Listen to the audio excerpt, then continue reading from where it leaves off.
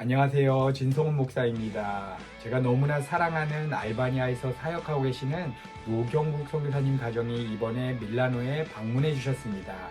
특별히 오늘 10월 19일 토요일에는 청년부와 선교팀이 연합하여서 노경국 선교사님 가정을 초청하여서 아름다운 모임의 시간을 갖게 되었습니다. 우리의 신앙에 대한 여러 가지 고민들과 또한 선교의 본질, 또한 가정, 여러 가지 주제들에 대해서 질문을 하고 선교사님께서 신앙생활의 여정 가운데, 사역 여정 가운데 경험했던 하나님의 마음들을 함께 나누는 너무나 은혜의 시간이 되었습니다. 오늘 이 말씀을 통해서 우리 사랑하는 하나님의 백성들 여러분 한 분 한 분에게도 아름다운 하나님의 은혜가 흘러가는 시간이 되기를 주님의 이름으로 축복합니다. 지역이 나오는데 그 지역이 지금의 알바니아입니다. 그러니까 초대 우리 사도들이 복음을 전했고 터키가 침공하기 전까지는 정교회 형태로 예수님의 이름을 부르고 찬양했던 그런 지역인데, 그런 500년간의 이슬람 통치, 50년간의 공산주의 통치로 유럽에서 가장 가난한 그런 이슬람 국가로 알려져 있습니다. 어떻게 생각하세요, 알바니아? 인구는 300만 정도 되고요. 되게 작죠. 규모는 우리나라 경상도랑 강원도 두 개 합친 정도 크기고, 얼굴 생김새는 이탈리아 사람하고 조금 닮았죠? 예. 터키 사람들하고 좀 섞여가지고 터키 지배를 받아서 조금 더 까만 편이고요. 민족성은 이탈리아 사람하고 비슷한 것 같아요. 예, 제가 볼 때는 말 많고 사람 좋아하고 여성성도 강하고 피존에 관심이 많고 종교성은 정말 없는, 일상과 이렇게 살아가는 삶을 되게 중요하게 여기는, 정말 추상적인 개념은 설명을 해도 잘 몰라요. 그러니까 선교사가 무슨 직업이야 그러면은 선교사라는 그 개념이 없기 때문에 아무리 설명을 줘도 그게 어떤 건지를 몰라요. 그래서 이렇게 참 추상적인 개념을 이해하기 어렵기 때문에 구원, 심리 이런 것들을 이렇게 이해하기가 되게 어려운 민족이더라고요. 저희가 다른 지역에 있을 때에 비해서. 그렇고 이제 프랑스로 망명하신 이스마일 카다라고 하는 굉장히 유명한 소설가가 있는데, 그 사람이 알바니아 사람인데 그분이 쓰신 부서진 서울이라는 굉장히 유명한 책이 있어요. 거기 보면 이 알바니아의 굉장히 신비스럽고 설명하기 어려운 묘하고 독특한 것들이 아주 잘 나와 있어요. 이를테면 관습법으로 이제 복수를 당하면 반드시 그 다른 가문으로 그 복수해야 되는 그 지방법이 있는데, 관습법이 있는데, 그걸 지키지 않는 사람은 가문이 멸족된다 해가지고 지금 이탈리아에도 그 법을 피해서 도망와 있는 사람이 있어요. 실제로는 굉장히 현실적인 사람인 것 같지만 굉장히 또 이렇게 좀 이해하기 어려운 면이 있는 참 묘한 나라예요. 발칸에 있는 작은 나라인데 우리가 일반적으로 알고 있는 것처럼 그 매춘, 그리고 이제 마약 이런 것들만이 전부가 아닌, 되게 작고 소박한 유럽에 있는 약소국, 이슬람, 그런 나라 사람들이. 경소에서 선교사 비자도 주고 저희 되게 좋아해주고 고맙게 생각해요. 저희 아주 감사하게 생각하고 제가 있습니다. 듣기로는 그 발칸 지역에서 가장 선교적인 역동이 강한 나라라고. 왜냐면 그 주변 나라는 선교사 비자를 너무 주지 않아서 좀 세네 가정 사는 것도 되게 버거운데, 알바니아는 선교사 비자가 나오니까 언제든지 원하면 올 수 있거든요. 초대하면. 그래서 이제 선교사님들이 숨통을 트고 살 수 있는 지역. 그래서 이제 저희도 사는 것에 너무 매이지 않아가지고 이탈리아에 이렇게 좀 방문해서 돌아볼 수 있는 여유도 있는 그런 고마운 나라죠. 저희는 이제 거기서 5년 정도 이제 시간 지냈는데, 하나님이 이제 여러 가지 일들로 저희들을 불러주시고 경험하게 하신 것 같아요. 저희가 그 전에 이제 중앙아시아 우즈베키스탄이라는 나라에 있었는데, 거기서는 이제 비즈니스 선교라는 그 사역들을 주로 저희들이 진행하면서 저 같은 경우에는 이제 벽지팔로, 원단팔로 돌아다녔습니다. 팔로 돌아다니면서 이거 많이 팔면 우리 우즈벡에 있는 교회 우리 청년들 한 사람이라도 더 체험할 수 있고, 이 청년들이 교회 가서 온전히 섬기면, 그런 청년들이 많아지면 교회가 건강해질 수 있다. 외국 사역자들에게 의존하지 않고 이 교회가 성장하고 계속 지속 가능하게 이 땅을 섬길 수 있겠다라는 비전으로 섬겼었는데, 알바니아 와서는 저희가 사실은 좀 많이 훈련됐던 것 같아요. 많이 훈련되고 여러 가지 과정들이 있었는데 뭐 짧게 말씀드리면 일주일에 4번씩, 3번씩 계속 다른 선교사님들과 함께 예배드리고 또 현지인이 교회 개척할 때 같이 저희가 참석해서 섬기면서 이제 교회 개척하는 일들 저희가 옆에서 지켜볼 수 있었고 네, 그런 일들을 하나님께서 5년 동안 훈련시켜 주셨습니다. 아까 사역에 대해서 여쭤보셨는데 저희가 5년 전에 왔는데 처음에는 이제 캠퍼스에 나가서 전도를 했어요. 그래서 한국말 하고 뭐 영어 하고 그래서 이제 생각했던 것보다는 이렇게 선교사 비자는 주는데 이게 정서적으로나 이렇게 경계하는 게 있더라고요. 근데 선교사가 뭔지 개념이 없고 개신교에 대해서 편견이 있고 이제 무슬림 백그라운드가 있어서 사실 어느 나라를 가든지 대학생들이 가장 개방적인데 대학생들이 가장 폐쇄적인 나라인 것 같더라고요. 그래서 청년 사역이 굉장히 어려운 지역이에요. 그래서 CCC 같은 큰 단체가 와서 굉장히 노력을 많이 기울이는데 그다지 큰 열매를 거두지 못하는 곳인데 저희도 한 6개월 정도 시도하다가 이제 집시 교회 사역이 열리게 되면서 자연스럽게 그 캠퍼스 사역은 그만두게 됐고 시도는 그만두게 됐고 그다음에 교회를 만든다고 사람들이 오지 않아요. 전혀. 그래서 이제 개인적으로 이 사람을 만나서 전도한 다음에 이제 교회를 이렇게 시작하는 건데 저희는 이제 주변에 있는 몇몇 가정과 교제하면서 이제 복음을 전했어요. 근데 영접도 하고 너무 쉽게 영접을 해가지고 놀랐는데 그 다음날 아닌 것 같다고 돌리라고 막 그러셔가지고 좀 당황했고 또 어떤 분은 남편이랑 좋은 관계에 있으면 하나님 찬양하다가 남편이 다른 일로 이제 소홀해지면 다른 교회 사역을 바빠서 소홀해지면 갑자기 예수님을 같이 한 것 같다고. 그러니까 이 사람 때문에 예수님을 믿어주는. 그래서 이거 좀 아닌 것 같다. 참 어렵다. 어떻게 복음을 전했는데 이걸 믿는 게 어려운. 저희가 생각할 때는 교회 개척보다 제자를 양육하는 것이 정말 어려운 일입니다. 뭐 있으면서 이제 여러 가지 이제 일화들이 기억나는데 저희들 이제 기억나는 것 중에 하나는 저희 같은 아파트에 살고 있는 윗집 할아버지 한 70살 넘어 80 가까운 된 우리 할아버지 저희가 갈 때마다 저희가 함께 성경 읽고 기도를 하면 그 할아버지는 꼭 마무리할 때 저희들을 되게 사랑하는 마음으로 이슬람 사원에서 하는 그 아랍어로 된 기도문으로 마무리를 하고 저희들을 축복을 해주더라고요. 계속 반복적으로 그런 경험들을 하고 있고 저희가 하루는 기타를 가지고 가서 열심히 알바니아어로 찬양을 해주었는데 너무 좋아하시더라고요. 그런데 이제 맨 마지막에 너희들 지금 그런 찬양 근데 노래가 한국 노래니? 하고 물어보시더라고요. 알바니아어로 열심히 찬양했는데 맞아요. 그런 여러 가지 에피소드가 알바니아 좋으니까 그렇게 재밌습니다. 그리고 이제 한 가지 이제 밀라노에서 재작년부터 이제 방문하셔서 전도 집회 사역을 이제 시작하시고 계시는데, 제가 이제 우리 밀라노에서 오신 집사님들과 함께 다니면서 저희 생각을 많이 해봤어요. 그런 이야기들을 우리 목사님과 다른 지체들과 나누게 되는데, 선교사로서 밀라노 우리 지체들을 만나서 지금 여기서 우리 해야 될 일이 무엇일까? 선교사로서 근데 어떤 일을 하면 이 사역 가운데 내가 보탬이 되는 일을 할 수 있을까를 생각해봤더니 제 마음 가운데 쉬었던 마음이 연예 기획사 매니저 같은 마인드로 이 일을 담당하면 되겠구나라는 그런 마음을 쉬었습니다. 숙소를 잘 예약하고 식당을 잘 알아보고 또 그 교회 우리 방문할 공연이라고 한다면 공연 장소를 잘 섭외하고 운전 잘 하고 하면 그 일만 하면 나머지 일들은 하나님이 책임져 주시겠구나라는 생각을 하면서 한국에 가서도 이 얘기를 많이 했거든요. 우리 초등부 아이들한테 얘들아 나 선교사인데 뭐 하는지 아니? 나 연예기획사 매니저야 지금 회사 차리려고 그래 그랬더니만 애들이 너무 좋아하더라고요. 그렇게 알바니아에서 5년 동안 지냈던 것 같아요. 3년을 갔으니까 연락. 네. 경험이 쌓이고 있습니다. 명함을 하나 팔려고 생각하고 있습니다. 저 지금 네. 사실 여자로서 솔직히 가고 싶은 마음이 조금 있었는데 사실 알바니 하면 두려운 마음이 조금 커서 사실 선교지를 간다는 그 두려움이 좀 컸거든요. 네.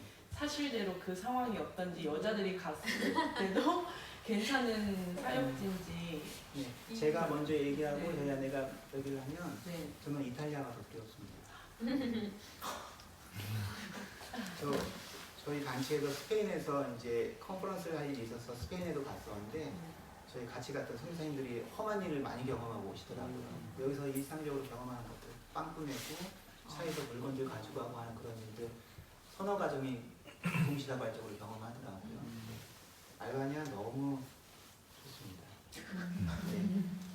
도시범죄, 묻지마, 사이코패스 이런 것들과는 전혀 거리가 먼 나라입니다. 너무 좋습니다. 3년 동안 오신 정탐꾼들을 좀 족부리를 쳐야 되겠네요. 굉장히 한 번 오신 분들은 꼭 다시 오고 싶어 할 만큼 매력이 있어요. 그런데 이제 조금 우려되는 거는 저희가 방문하는 교회는 대부분 열악한 도시이기 때문에 그리고 맞이하시는 분이 선교사님들이시니까 사실 이제 섬기는 마음으로 가야 되거든요. 그러니까 이제 예를 들면 조금 화려한 좀 되게 이렇게 의미 있어 보이는 이렇게 보여진 걸 생각하면 나를 이런 곳에 불렀어 이런 마음이 들 수 있을 수도 있어요. 저도 가끔씩 이렇게 너무 좀 초라하다.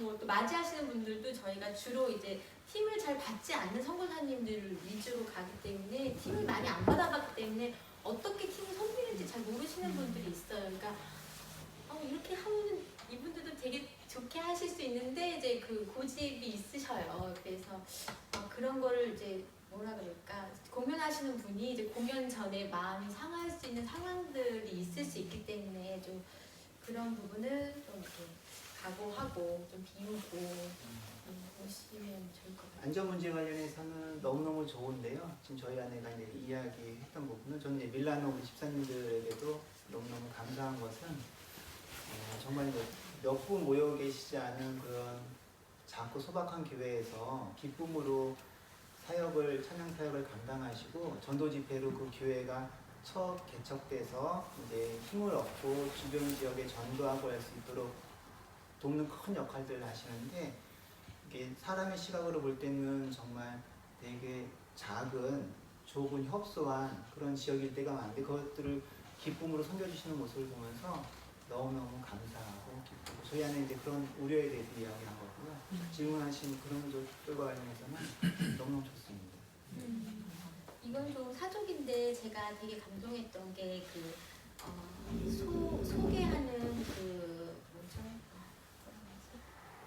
안내지 일정을 담은 1부 순서, 2부 순서인데 거기 이제 제가 알고 있기로는 음악가들은 되게 이제 자부심도 있고 이렇게 표현하는 걸 좋아하잖아요. 자기를 표현하는 게 필요한데 거기에 이제 노래 적혀 있고 이름 없이 솔로 그다음에 이름 없이 이렇게 딱 적혀 있는 거예요. 그래서 제가 전 잘 모르는 사람이지만 보통 음악가들은 자기 이름이 이렇게 나타나는 게 되게 중요한데 이렇게 이름 없이 솔로 그냥 그 마음을 하나님이 받으셨던 것 같아요.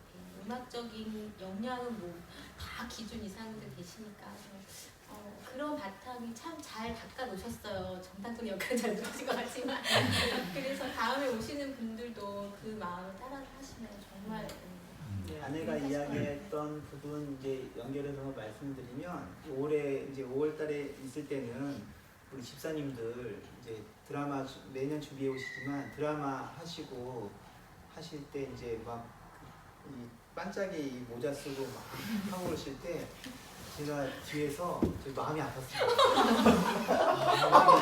우리 저분들 저렇게 험하게 하실 분들이 아니는데 학교에서 교수님들이 지도 교수님들이 아시면 좀 혼나는데도 저렇게 망가지셔도 괜찮은가 하는 제 안타까운 마음이 인간적인 마음이 들었었는데 너무너무 감사했습니다. 망가지면서 혼신의 힘으로.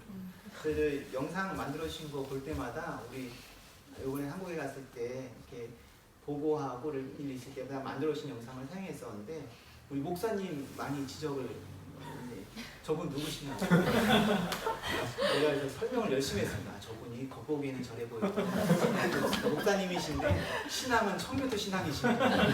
외모로 판단하시면 안 됩니다. 생각을 했었는데 오실 때마다 겸손하게 섬기시고 또 방문하는 교회마다 또 복음을 전도하는데 큰 역할들을 하시고 계셔서 너무너무 저희들이 섬기면서 감동하고 있습니다.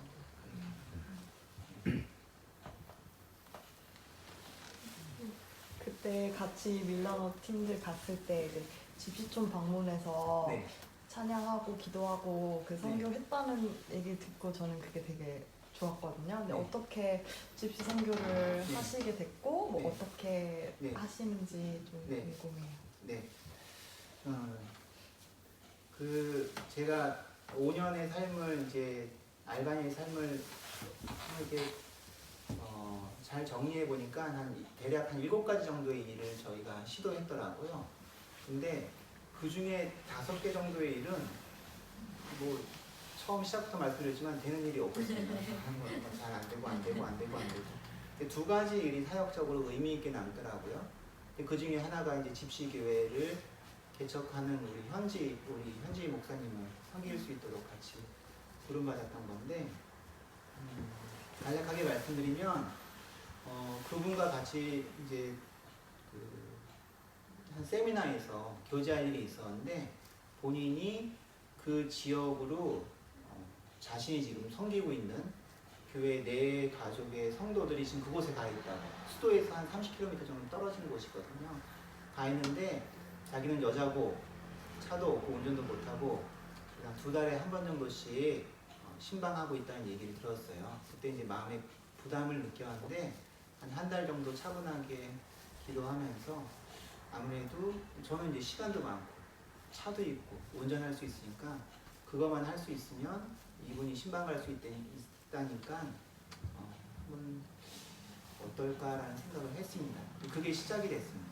이것도 이제 멋지게 잘 계획을 하고 플랜을 세워놓고 시작했으면 참 좋을 텐데 그렇지가 않고 우연한 기회에 그런 이제 교제를 통해서 한 사건을 통해서 하나님이 그런 마음을 주셔서 같이 다닐 수 있었고 그분이 이제 전도의 은사가 되게 많은 분이라서 또 그곳에 가서 그 내 가정을 통해서 집집마다 이렇게 복음을 열심히 전하시더라고요.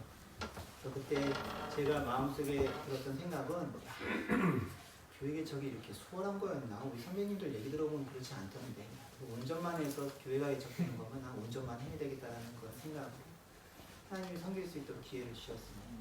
그게 시작이 됐습니다.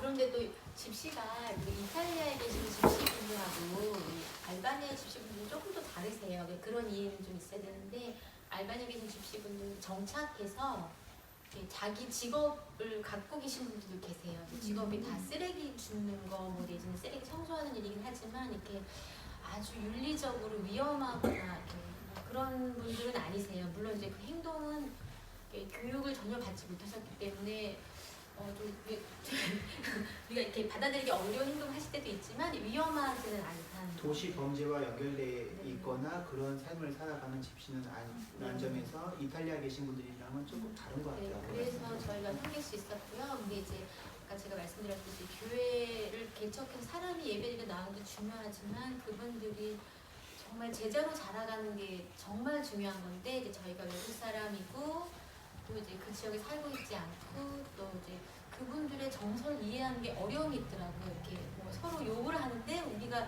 지금 어떤 상황인지 파악을 못한다든지 그들의 문화에서 일어나는 일들을 이렇게 잘 못 알아챌 때가 많았어요. 그래서 이제 저희가 알바니아 현지 분들 중에서 좀 이렇게 많이 훈련되신 사역자분들께 부탁을 해서 그분들이 교육을 지금은 담당하고 계시고 저희는 지금 이제 다시 다른 사역을 찾고 있어요. 주님께 기도하면서.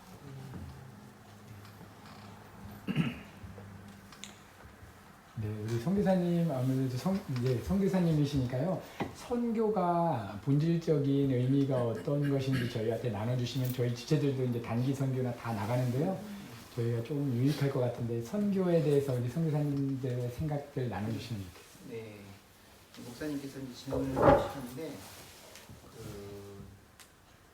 제가 어릴 때 선교에 대해서 부담감을 갖고 있었던 것들은 그 거부감을 갖고 있었던 이유는 선교는 어떤 한 특정한 사람들이 하는 거다라는 생각이 있었기 때문에 그게 좀 어려웠습니다. 그리고 선교사로 살아가는 것은 왠지 미션 영화에서 나오는 것처럼 아프리카 아니면 남아메리카 그런 식인종들이 살고 있는 곳으로 가야 될 것 같은 그런 오해 때문에 많이 힘들었던 것 같습니다. 근데 시간이 지날수록 깨닫게 되는 것은 그거는 이제 우리들이 갖고 있던 편견, 선입견이구나. 선교는 그거 하나님이 말씀하신 선교는 그것과는 전혀 무관한 것이구나라는 것들을 많이 좀 깨닫게 되는 것 같아요.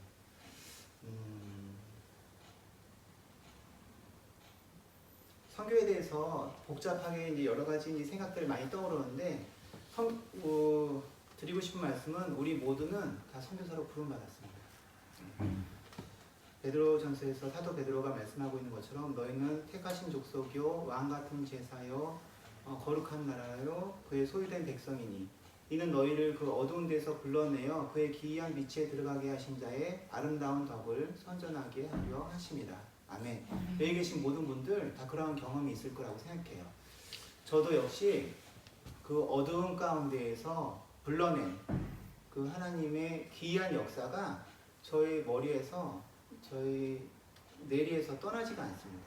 근데 여기 가운데 여기 계신 분들 교회에 오랫동안 있을 수 있는 이유는 그것이라고 생각해요. 저희들 가운데 저희가 어쩌지 못하는 어쩔 수 없는 우리 마음 안에 되게 슬픔이나 공허함이나 죄된 우리 삶의 기억이나 그런 것들로부터 건져주신 자유케 하신 그리고 내가 구원받은 그런 것에 대한 기쁨, 감격 같은 것들이 있기 때문에 전 여기 여러분들 있다고 생각하거든요. 그 어두운 데서 불러내어 그의 기이한 빛에 들어가게 하신 자의 아름다운 덕을 선전하게 하려 하시는 것, 그것이 곧 저희는 선교라고 생각하고, 저희 아내가 조금 있다가 얘기할 수 있겠지만 저희 아내는 저와 저희 집사람이 선교에 대해서도 선교사인데도 무지하기 때문에 시간이 지나면서 하나님이 많이 훈련해 주시고 깨닫게 해주시고 성장케 해주시는 부분들이 있습니다. 저희들이 처음에 이제 30대 중반 초에 한국에서 나왔을 때는 저희 안에 되게 교만한 마음들이 또 있었어요. 그렇게 실패를 많이 했으면서도 경험했으면서도 우리는 헌신된 그리스도인이다. 잘 훈련된 선교사들이다. 선교제에 나가서 정말 우리는 다른 분들과 다르게 이런 선교 사역을 우리는 잘 감당할 수 있을 것이다 라고 생각하고 시작을 했었는데 근데 이게 살면서 우리들 다 고백하는 것처럼 제 몸 하나 잘 유지하면서 사는 것도 너무너무 힘들더라고요. 하나님과의 관계를 유지하면서 내 몸 하나, 내 신앙 하나 붙들고 사는 것도 되게 쉽지 않더라고요. 그러면서 이제 여러 가지 인간관계 속에서, 가정 안에서의 관계에서 그런 깨어짐들을 계속 경험하는 것들의 연속이었습니다. 선교에 대해서 한 해 한 해 지날수록 깨닫게 되는 것들이 있는데 지금 이제 제게 주시는 선교와 관련해서 가장 큰 부담감, 부르심, 도대체 선교사는 무슨 일을 하는 거지? 라는 생각을 했을 때 선명하게 하나님께서 저희들 마음 가운데 제 안에 주시는 것은 선교는 하나님을 예배하는 것이다 라는 마음을 많이 주고 계세요. 하나님을 예배함에 대해서 알지 못하는 사람들이 그 지역 가운데, 그 땅 가운데 하나님을 예배하는 것을 모르기 때문에 선교가 존재한다라고 많은 분들이 말씀하고 계시고 저 역시 그 말씀을 하나님의 말씀으로 받아들입니다. 이탈리아 이 땅 가운데 하나님을 예배하는 일들이 희귀하고 삼위일체 육신의 몸으로 이 땅 가운데 오시고 우리가 그분을 영접할 때 우리 가운데 영으로 오신 그 삼위일체 하나님을 예배하는 그 예배함이 없는 알지 못하는 이 땅 가운데 우리 한 사람 한 사람을 부르셔서 여러 가지 다양한 모습으로 때로는 밥을 짓는 모습으로 또 교회를 청소하는 모습으로 삶의 이웃에서 만나는 그 사소한 만남 가운데 그 사람들 가운데 다가가는 모습을 통해서 하나님이 그분의 영광을 그분의 존재를 드러내고 있다고 생각합니다. 저는 그것이 이제 선교라고 생각하고 제가 많이 깨닫고 있는 것은 선교는 예배다. 선교사는 예배하는 사람이다. 우리는 모두는 선교사로 예배하는 자로 부름을 받았다고 생각하는 것들이 오랜 시간 동안 시간이 지나면서 깨닫게 되는 그런 주시는 마음입니다. 네, 목사님 너무 좋은 질문 주셔서 감사하고요. 앞에서 잠깐 얘기하면서 좀 그런 생각이 들었어요. 참 생뚱맞으시겠다. 밀라노에서 클래식을 공부하시는 여러분들이 알바니아에 들어보지도 아는, 잘 모르는 그 나라에서 온 선교사와 어떤 접점, 어떤 관심을 가질 수 있을까. 내 삶도 지금 했는데 내 성도까지 품어야 되나. 근데 제가 요즘에 깨닫는 거는 선교는 하는 게 아니고, 선교는 성취하는 게 아니고, 선교는 되어지는 것이더라고요. 전도도 하는 게 아니라 되어지는 것이고, 내가 하는 게 아니고 되어지는 것이 어떻게 되어지냐면, 내가 정말 무능한 것을 깨닫고, 내가 정말 형편없는 것을 깨닫고, 내가 정말 찌질한 것을 깨닫고, 나는 정말 가망이 없는 사람이라는 것을 깨달은 다음에 정말 주님 앞에 엎드렸을 때, 그래서 내가 완전히 부인되어지고 주님이 나를 만나주셔서 내 삶에 주님이 임하시면 내가 막 다 죽어가는 얼굴로 예수님 믿으라고 하지 않고 사람들이 빛을 향해서 와요. 그러니까 빛이 있으면 나방들이 막 달려들잖아요. 어떻게 알고. 막 음식물이 있으면 파리들이 막 달려들잖아요. 빛이 있으면 어떻게든 사람들이 알고 와요. 저랑 남편이 정말 이렇게 너무 교만하고 너무 우리가 잘할 수 있을 거라고 생각해서 어떤 고통을 겪었냐면, 이제 처음에 선교를 하러 왔을 때 저희가 맞이한 거는 이제 저희 아들이 지금 되게 잘생겼는데 한 1년 가까이 정말 한국에 가자마자 이제 아토피가 너무 심해가지고 뭐 얼굴에 피고름이 났거든요. 근데 저는 선교를 하러 가서 이제 우리는 진짜 선교 잘할 수 있어. 우리 젊으니까 언어를 빨리 배우고 우리 좀 유능한 것 같아. 그런데 거기서 제가 할 수 있는 거는 다른 사람들의 동정을 잘 받아들이는 거더라고요. 길거리 가면 현지인 되게 불쌍하다고 막 기도해주고, 길거리 가다가 한국분이 너무 불쌍하다고 집에서 밥 먹으라고 하고. 근데 저는 그게 너무 수치스러웠거든요. 나는 이런 사람이 아니야. 나는 도와줘야 돼. 나는 이렇게 좋은 거를 할 수 있어.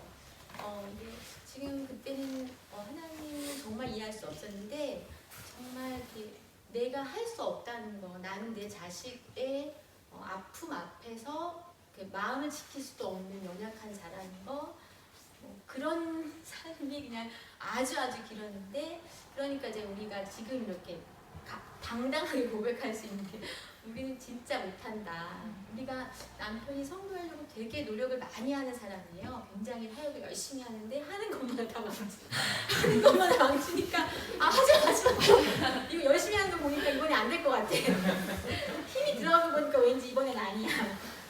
그런데 이제 정말 기대하지 않았던 일에서 정말 이거 내 거가 아닌 것 같은 거, 이제 정말 전도를 잘하는 사역자를 도움을 통해서 교회가 생겨서 사람들이 남편을 이제 칭찬해 주는 게 자기 게 아닌 걸 알잖아요. 그런 일들이 많이 일어나는데, 어쨌든 그래서 우리가 정말 아무것도 아닌 걸 고백해서 그제야 주님이 이제 당신의 영광을, 너가 아닌 노경국이라는 사람의 영광이 아닌 하나님의 영광을 드러내실 때, 그 이후부터 사람들이 이렇게 막 찾아오는 거예요. 뭔가를 물어보는 거예요. 이런 어려움이 있는데 어떻게 생각하냐고. 이전에는 남편의 이런 좀 소박한 외모와 이런 걸 보고 별로 이렇게 천대하지 않던 분들이 이제 질병 앞에서, 인생의 그 번뇌 앞에서 전혀 관계없는 분야의 사람인 남편에게 물어보는 거예요. 그래서 그냥 가만히 있으면 오는구나.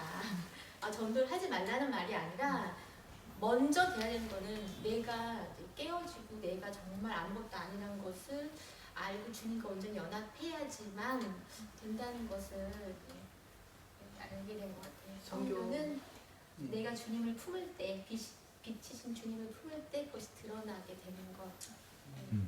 선교사로 저희가 살면서 시간이 지날수록 정말 우리는 큰 축복을 받았구나, 그런 삶을 살고 있구나라고 저희들이 생각을 많이 하는데, 가장 큰 이유 중에 하나가 저희가 아마 저 같은 경우에는 그냥 보통 사회생활, 직장생활을 했으면 그 복음에 대해서 계속 고민하고, 내가 믿는 것이 무엇인지, 이 복음이 무엇인지, 이 복음이 정말 우리에게 필요한 것인지 고민들이 좀 중단됐을 것 같아요. 중간에 좀 멈춰졌을 것 같아요. 시간이 지날수록 이 복음 진짜다. 세상에서 막 나오는 뉴스를 보면서 이 복음 진짜다. 되게 소소하게는 우리 부부관계를 통해서도 이 복음 진짜다. 이 복음 아니면 우리 소망 없다는 것들을 계속적으로 더 깊이 깨닫게 되는 것들이 저희가 선교사로 살아가면서 큰 축복이었다라는 생각이 들고, 선교는 저희 아내 이야기한 것처럼 뭐 하려고 그럴 때는 잘 된 게 하나도 없습니다.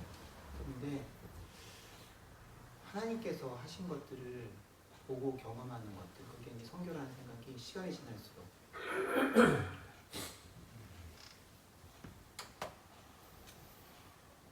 저희 뭐 부부관계도 실패한 일 많고 연애하다가 뭐 싸운 적도 많고 실패한 일 많이 있습니다. 종합 세트로 많이 있습니다. 근데 저희 얼굴이 이렇게 실패해서 이렇게 찌들어보지 않잖아. 왜냐면 우리가 실패하면 주님이 그 자리에 빛으로 오시기 때문에 회복시키셔요. 정말로. 우리 착각일지도 몰라요. 아, 찌그러버릴지도 그래서 그 순간에는 죽을 것 같아서 정말 이거 포기 못한다고, 난 이거 없으면 안 된다고, 나는 이를테면 나는 선교사로서 그래도 조금 유능한 선교사의 그건 포기 못한다고, 언어도 잘해야 되고, 나 전도도 잘해야 되고, 나 윤리적 도덕적으로 잘 살아야 된다고 생각하는데 주님이 정말 이렇게 정말 이렇게 찌질한 선교사가 되게 하시는데 그게 너무 감사해요. 왜냐하면 그것 때문에 제가 주님의 복음을 더 깊이 만날 수 있거든요. 저희들이 얼마나 철이 없냐면요. 올 여름에 한국에 석 달 동안 나가는데 저희가 같이 이제 기도원에 잠시 간 적이 있었는데 기도원 가면서 둘이서 막 입씨름을 했습니다. 나는 뭐라고 입씨름을 했냐면 나는 가서 한 3일이면 나올 것 같은데 당신은 한 보름은 있어야 될걸? 막 나는 3일이면 돼. 당신은 이거 그러면서 일단 내가 금방 끝나지 당신 한 2주 정도 걸릴 거야 그러면서 아유 이번에 그냥 팍팍 갈려야지 막 그럼 서로 막 말싸움 입씨름을 하면서 가는데 여전히 그렇게 살고 있습니다. 여전히 하나님 앞에서 계속 갈려가고 있는 거예요. 네, 연속해서 하나만 더 질문 드릴게요. 네. 저희 지금 미국도 갔다 오고 스웨덴도 갔다 와서 그 순간 이게 단기팀으로 갔다 왔을 때 저희 같은 퍼포먼스 사역들을 많이 하는 팀들은 정서가 여기까지 올라가서 뜨거운 감각이 있다가 또 시간이 지나면 바닥으로 곤두박질 치고 평범한 일상을 사는 게 오히려 해가 될 수 있는 그런 형태의 선교일 수도 있거든요. 네. 이때 이제 좀 저희가 평상시에 돌아갔을 때 좀 저희가 유지하는 게 굉장히 지금 저희한테 실질적으로 좀 필요한 상황인 것 같아요. 지금 스웨덴도 얼마 안 갔다 와서 지금은 뭐 충만하지만 또 한 달 지나거나 2달 지나면 내가 그렇게 은혜 받았었는데 왜 다시 이렇게 돌아가나 하는 자괴감들도 여기 알바니아 1, 2, 3기 갔다 오신 분들은 경험을 이미 했고요. 제 안에도 많이 경험이 있었는데 뭐 그런 부분들에 대해서 또 단기팀 많이 섬겨주시면서 또 이렇게 나눠주고 싶으신 분 이거 하나 나눠주시면 또 너무 좋을 것 같습니다. 일단 말씀드리면서 생각했던 것들은 그런 모든 과정 하나하나를 하나님께 사용하시는 것 같아요. 그런 모든 과정 하나하나를 감정적으로 이렇게 쑥 업되는 거 귀한 경험인 것 같습니다. 근데 하나님이 그거 반드시 사용하십니다. 우리 혹시 연애를 해보셨는지 모르겠는데 연애할 때 뭐 쑥 감정적으로 그런 게 있거든요. 그거 없으면 연애가 안 되거든요. 나중에 가서 후회하면서 내가 왜 평생 그렇게 산다고 약속했을까 뭐 이게 후회된다 할지라도 그 순간만큼은 이렇게 감정적으로 이거를 귀하게 사용하시고 그것 때문에 내가 한 사람에게 내가 평생 사랑하며 살겠다고 약속하는 부분들이거든요. 하나님께서 그 모든 것들을 귀하게 우리 가운데 사용하시는 것 같아요. 그래서 아직 본인들도 잘 모르실 수도 있거든요. 뭐 다시 이렇게 바닥을 치고 다운되고 한다 하더라도 너무 본인에 대해서 냉소를 갖지도 마시고 너무 부정적으로 생각하지도 마시고 아주 자연스러운 과정입니다. 연애를 해보셨으면 아실 텐데 한 연애할 때 잠깐 짧게 이렇게 기뻤던 과정이 있다가 이게 밑으로 내려가는 과정이 있거든요. 그러면서 막 이 치열한 이 어려움이 있을 수가 있거든요. 아주 정상적인 과정입니다. 근데 그러는 과정 가운데 싸움도 하고 부딪히기도 하고 밑바닥을 치고 내 자신이 너무 부끄러워지는 그런 모든 과정을 통해서 하나님께 더 가까이 나아가고 하나님을 더 신뢰하고 복음이 정말 나를 위한 복음이라고 내 마음에 믿어지면 할렐루야, 아주 기쁜 소식입니다. 예, 그런 과정을 정상적으로 경험하실 것 같아요. 예. 하나님을 신뢰하는 것, 그분의 사랑 안에 거하는 것, 이런 것들을 조금씩 알아가고 이 귀한 공동체 가운데서 그것들을 서로 격려하는 것, 네. 그런 것들 우리들 삶 가운데 우리가 하나님을 놓친다 할지라도 하나님이 그 자녀를 그분의 날개 아래에서 결코 떠나지 않게 하시거든요. 그 하나님을 평생 알아가고 기뻐하는 것이 우리에게 주어진 정말 이해할 수 없는 특권이고 선물인 것 같습니다. 그래서 실패하셔도 괜찮아요. 밑바닥 치셔도 괜찮아요. 하나님의 구원 사역 가운데 별로 크게 관계가 없는 것들, 그 지점까지 여러분들이 이루시게 될 것 같습니다. 너무 본인들에 대해서 과대평가하며 사신 건 아니시죠? 저도 이제 수련회 때 주님께 선교 헌신하고 수련회 때 여러 가지 중요한 결단들을 했었기 때문에 사실 수련회가 좀 감정적인 터치가 있기는 있잖아요. 근데 하나님이 우리가 제정신을 갖고 주님을 섬기지 못하는 사람인 걸 아시는 것 같아요. 선교를 나가면 이러이러한 고통을 겪게 될 것이라고 했으면 아마 안 나갔을 거예요. 제가 정말 이렇게 뭔가 취한 것처럼 이 사랑에 취했을 때 그 막 기대감처럼 정말 주님의 사랑에 취해가지고 정신줄 놓고 제 인생을 다 걸었는데 현실에 왔을 때 이제 주님을 원망하거나 후회하거나 그런 경험들을 하잖아요. 그런데 주님이 우리를 붙잡아 주시기로 감정을 통해서 주님을 만났다 하더라도 계속적으로 그 삶 가운데서 이 사람을 놓치지 않기 때문에 모든 것들을 다 사용하세요. 때로는 감정, 때로는 이성, 때로는 책망, 때로는 어둠, 모든 것들을 다 사용하셔서 이분을 구원으로 인도해 가시는 것 같아요. 저희도 지금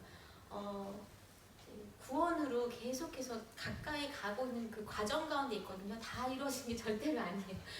지금도 어둠에 있어요. 이렇게 말해놓고 내가 미선자였나, 내가 거짓말했나, 내가 너무 장난쳤나, 여러 가지 실패도 계속 있지만 근데 저는 이제 다른 것은 예전에는 그런 주님과의 감각적인 그런 기쁨이나 희열을 놓쳤을 때는 죽을 것 같더라고요.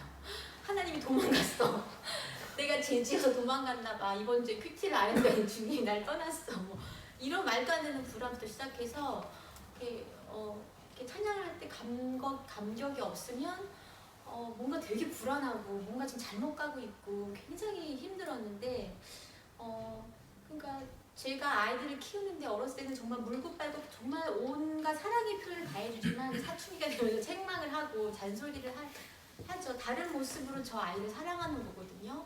주님이 때로는 우리를 책망하시고 어둠에 두기도 하시고 나를 더 강한 자로 세우기 위해서 정말 이렇게 어쨌든 고와 같이 나를 버려둔 것 같이 내가 자립해서 정말 설 수 있도록 내버려 두시기도 하시고 또 너무 심하면 또 다시 또 쓸어내를 통해서 끌어오기도 하시고 근데 분명한 거는 주님이 나를 계속 이끌고 계신다는 것을 내가 믿고 계속 그걸 붙잡는 것 같아요. 내가 만에 하나 죄를 짓고 있는 상황 뭐 어떤 음란한 동영상을 본다든지 뭔가 부적절한 관계를 맺는다든지 좀 그리스도인으로서 부끄러운 삶을 뭐 부정한 방법으로 입시를 치우고 있는다 하더라도 그 상황에서 주님을 계속 붙잡고 언제든지 회개할 수 있도록 내 마음을 주님께 붙잡는다 하면 저는 주님이 그 사람을 버리는 일은 없을 것 같아요. 내가 지금 주님으로부터 끊어질까봐 두려워하는 그것 자체가 내가 주님을 지금 갈망하는 거잖아요. 주님을 사랑하는 거잖아요.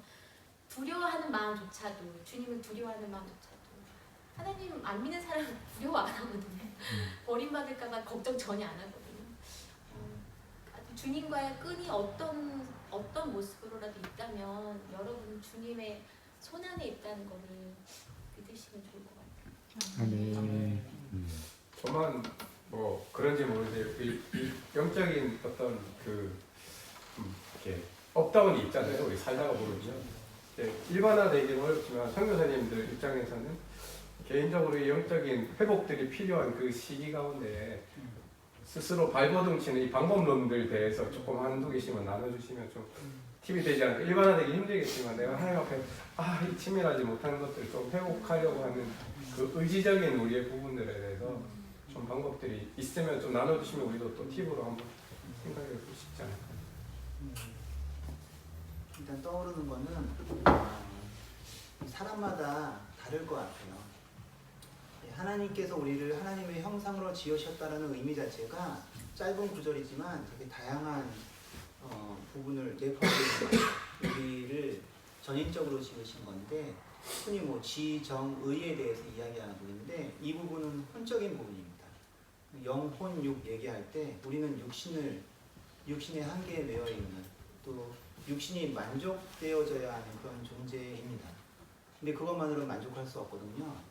우린 공산주의자가 아니니까, 우린 인본주의자가 아니니까, 우리는 저 사육되어지는 그런 식용, 돼지나 소와는 다르게 하나님께서 창조하셨기 때문에 우리 가운데 분명히 혼적인 부분이 있거든요. 우리의 지적인 부분, 감정적인 부분, 의지적인 부분들도 다 만족되어져야 됩니다. 근데 여기서만 멈추면 하나님께서 우리에게 디자인하신 거에 많은 부분들을 놓치게 되는데 우리들은 영적인 존재로 하나님께서 지으셨다는 것. 하나님이 영이시고 우리 가운데 그분의 생명을 불어넣어서 우리 가운데 그분의 생명을 나눠주신 우리 존재 자체가 단순하지가 않아요. 되게 복잡해요. 그렇기 때문에 한순간에 이렇게 감정이 올라간 것 같다가도 어느 순간에 우리가 또 밑바닥을 치고 하는 일들을 우리 모두는 그 경험들을 하게 되는 것 같습니다. 근데 어쨌든 우리들이 그렇게 되게 복잡하게 그러니까 시편의 저자가 말씀하시는 것처럼 신묘막측하게 그분이 우리를 지으셨다라는 것. 우리 스스로가 그렇게 사실 내 마음도 나도 잘 모르고 내가 왜 이렇게 행동하는지 우리는 수많은 거짓이나 위선으로 우리 자신을 가리고 있기 때문에 우리 자신을 파악하기가 너무 어렵습니다. 힘이 듭니다. 근데 지금 이제 말씀하신 이제 그 질문으로 돌아가면 그렇기 때문에 되게 전인적인 존재이기 때문에 어느 한 군데에서 이제 시작을 하게 되거든요. 어느 한 지점에서 저 같은 경우는 이른 아침마다 일어나서 제 개인적으로 드리는 큐티, 묵상 그 가운데에서의 예배를 통해서 저는 무너질 듯 저를 하나님께서 그 과정을 통해서 지켜주셨던 것 같아요. 특별히 이제 인생에 살아가면서 여러 가지 갈래 고비길이 나오거든요. 흔히들 그런 얘기를 하는데 우리 인생에서 가장 야간 운전할 때 헤드라이트가 필요한 지점이 이 갈림길이거든요. 그냥 고속도로 쭉 달려갈 때는 사실 라이트 안 켜도 될 수가 있어요. 근데 이 갈림길이 나올 때는 우리가 라이트를 켜고 우리가 어느 곳으로 가야 할지를 결정해야 되는 상황이거든요. 그 상황이 우리 인생 가운데 다가오게 되는데 저 같은 경우는 아침에 이제 큐티 통해서 말씀 통해서 제 인생에 되게 중요한 갈래길에서 하나님이 제 삶을 인도해 주시는 경험들을 많이 했어요. 저 같은 경우에는 일단은 아침에 드리는 그 시간이 너무너무 중요하고 사실 그래서 아침에 그거 안 하고 시작하면 예를 들어서 아침에 그거 안 하고 스마트폰 켜서 카톡부터 확인하든지 네이버 뉴스 검색하고 하루를 시작하면 저는 마음이 좀 불안해질 정도로 그게 이제 루틴이 됐습니다. 저 같은 경우는 그런데 저희 아내는 좀 다른 것 같더라고요. 못 본다면 주님과 직접 해결하는 것이 가장 좋은 답이겠지만 거기까지 우리가 미치지 못할 때 저는 실질적으로 제가 취하는 방법은 정말 제가 신뢰하고 좋아하는 분을 찾아가요. 정말 이분은 하나님의 말씀을 전할 수 있을 만큼 친한 사람 말고 안 친해도 정말 이분에게는 진리가 있는 것, 지혜가 있는 주님으로부터 지혜가 있는 분께 조금 죄송하지만 만나달라고 해서 이제 도움을 받아요. 그러면 정말 그분을 통해서 하나님이 말씀하실 때가 있어요. 제가 하도 주님을 직접적으로 못 알아들으니까 말씀을 통해서 또는 이제 찬양을 그냥 무작정 처음엔 너무 건조하고 막 다운됐을 때 그냥 찬송을 저는 부르기로 했거든요. 근데 좋은 찬양이 많은데 이제 어떤 건 너무 감정적으로 뭐라 그럴까 업시키는 게 있어서 그냥 옛날 찬양은 굉장히 이제 성경 말씀도 많이 써 있고 굉장히 이렇게 말씀이 소박해요. 굉장히 진실되고 그래서 그 찬양을 1시간, 뭐 1시간 반 계속 부르면 영혼이 회복되는 거 같아요. 그리고 또 취하는 방법은 좀 사람이 없는 조용한 곳, 자연이 아름다운 거. 저는 자연은 하나님의 최고의 피조물이라고 믿기 때문에 그곳에 가면은 주님의 아름다움을 볼 수 있거든요. 그러면 주님의 아름다움을 묵상하면 이렇게 영혼이 회복돼요. 그리고 정말 주님을 바라게 되고 저는 실제적으로는 그런 것 같아요. 아무래도 이제 음악을 하시는 분들이 많으셔서 그런 부분들이 더 발달됐을 것 같아요. 근데 이 시대 최고의 우상은 내 자아거든요. 내 자아. 그리고 주로 사단이 우리를 공격할 때 많이 침투해 들어오는 경로가 감정인 경우가 많습니다. 감정적으로 우리를 많이 치고 들어오거든요. 우리 가운데 낙심으로, 비판으로, 정죄로 그런 부분에 우리를 낙심하게 하는 영혼들이 들어오는데 제가 20대 후반과 30대 초가 달라진 것 중에 하나가 20대 후반에 우리 교회에서 권사님들이 나의 이거 아주 답답해 보이더라고요. 교회에서 찬양을 이렇게 하고 있으면 찬양 좋은 거 많은데 저거밖에 못하나 막 그러고 이러는데 저 20대 30대 지나가고 30대 40대 지나가니까 아직 잘 못 느끼시나요? 이 찬양이 좋아지는 순간이 옵니다. 나의 죄를 씻기 잘 모르겠네요.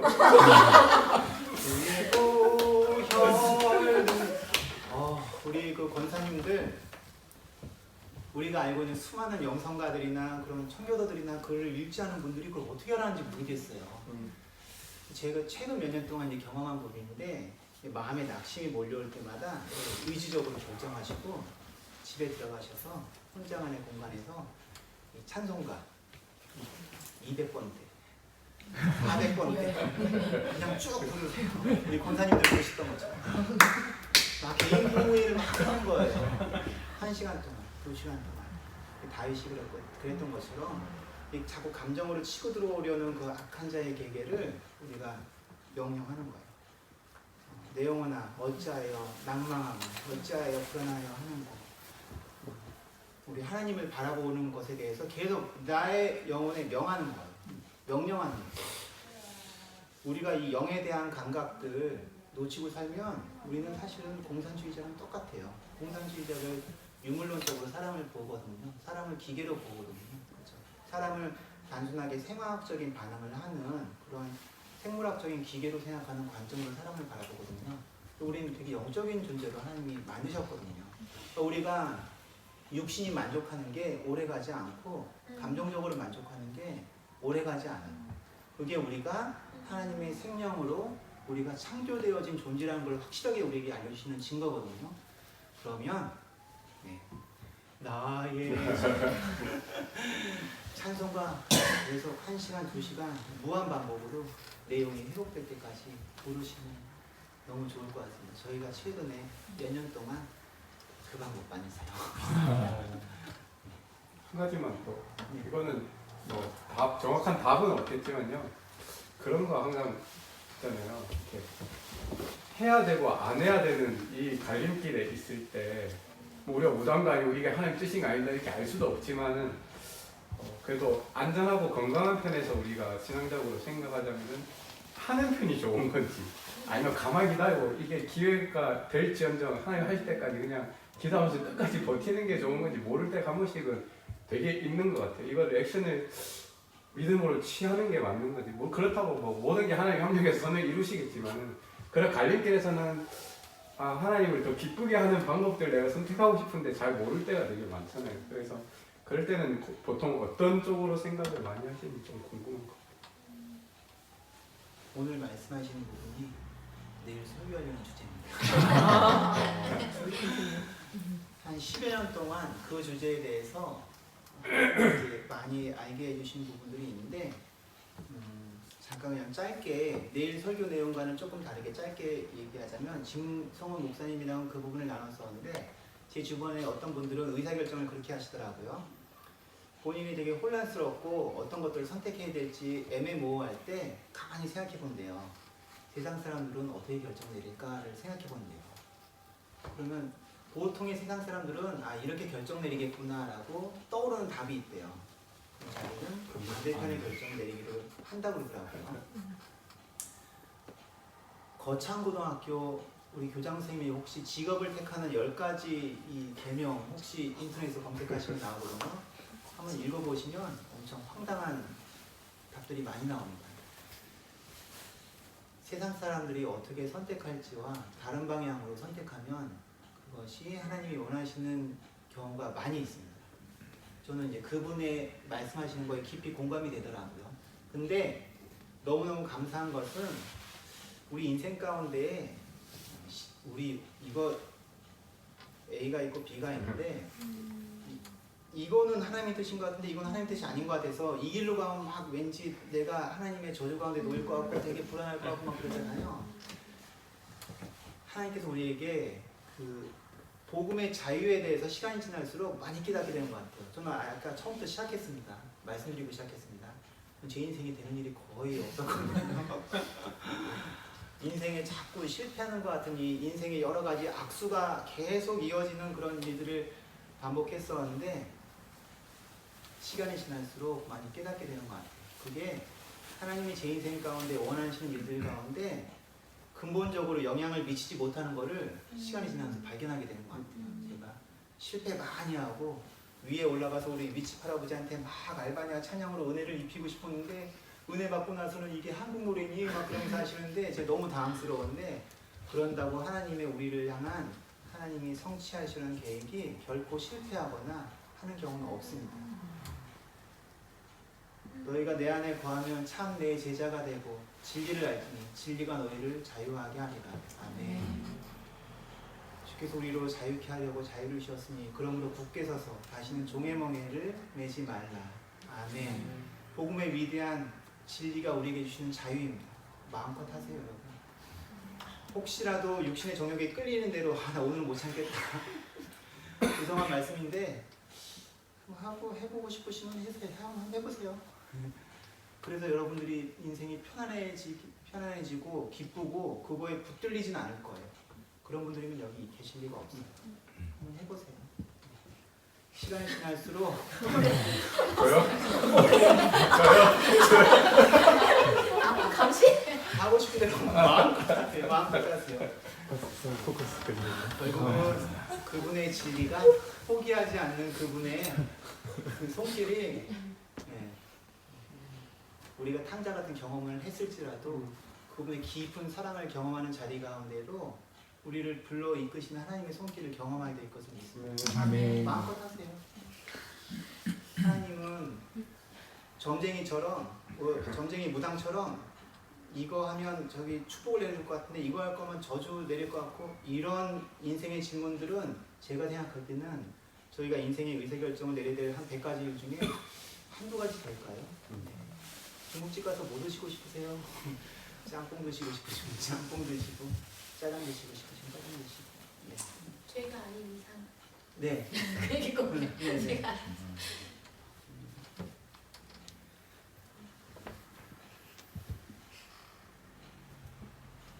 그리스도인의 삶이 자유의 삶이라는 것을 깨닫게 되는 것이 저에겐 진짜 복음이었습니다. 네.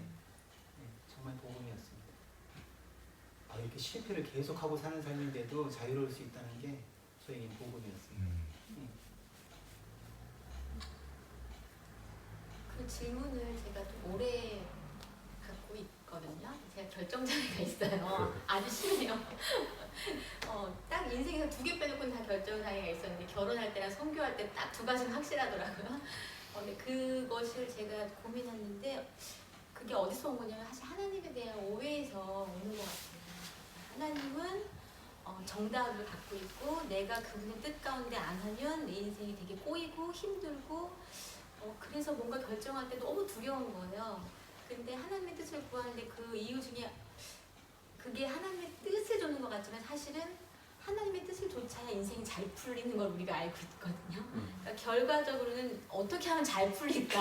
하나님의 뜻이 뭐지? 로 포장됐지만 사실 그 마음이 있었어요. 근데 제가 그걸 알고 있기 때문에 더 헷갈리고 저는 어떻게 하냐면 권위자 남편이 하자는 대로 그냥 너무 모르겠어요. 지금도 잘.